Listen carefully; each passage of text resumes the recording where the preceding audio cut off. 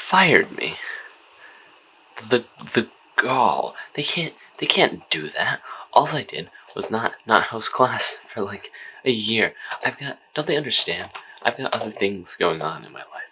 Automata, cubes, the hand. I think we need to clean this place up a little bit.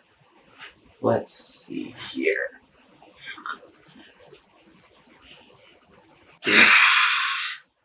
There we go. Much better. Alright, well, now we have to ask ourselves the question of the day. What is a frog? Oh, a frog's a type of amphibian. What's an amphibian? Well, they're a type of animal, similar to mammals or reptiles or the other ones. Now, the key traits of the amphibian is that they live the double life, one on the land, one on the water. Their skin is very, very moist, so they can breathe through it. And then, finally, they've got a larva stage, the most famous of which belongs to the frog, the one that lets them go from tadpole to ladpole. And that's all you need to know about amphibians. So let's move on to frogs. Let's see. Those. Let's see.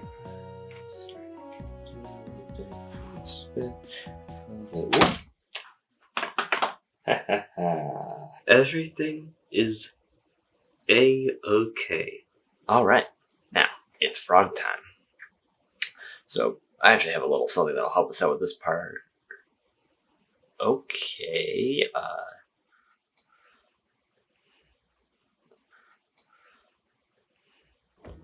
thank you. Weird. Alright, well, let's go over here. Here you can see my beloved frog anatomy diagram. Now, we're going to use this guy to guide our discussion on frogs. First order of business, the order, Anura, literally translates to without tail. Observing the diagram, you can see that their most distinct feature is the fact that they have no tail.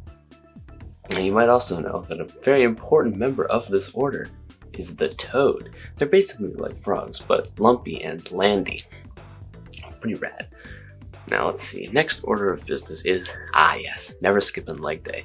Frog legs are very, very powerful, capable of eating a frog from land to water incredibly quickly with spring-like tendons. Toads actually have weaker legs because, they're on land. There's no water that they can eat to, they just gotta scramble and fast. Okay, then after that we've got, yes, food. Everybody likes that.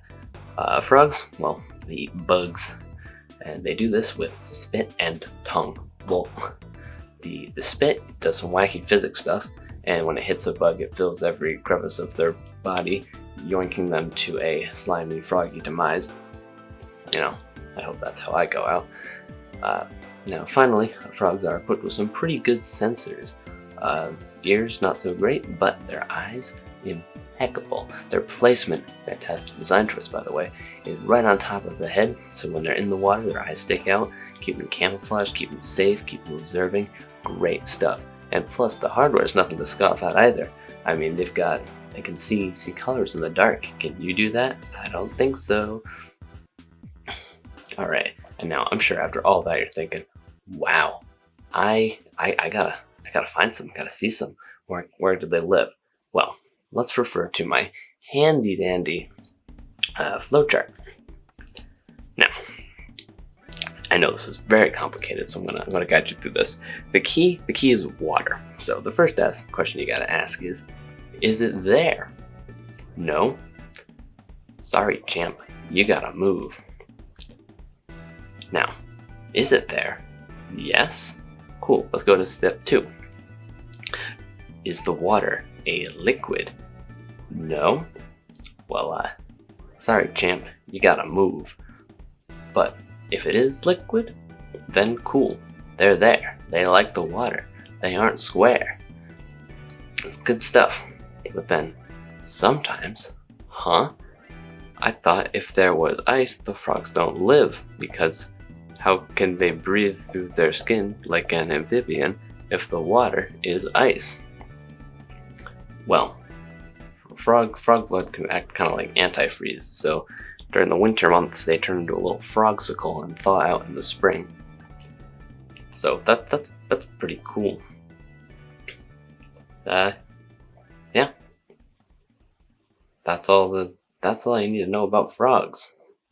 And you've just been frog-educated. Catch you next time.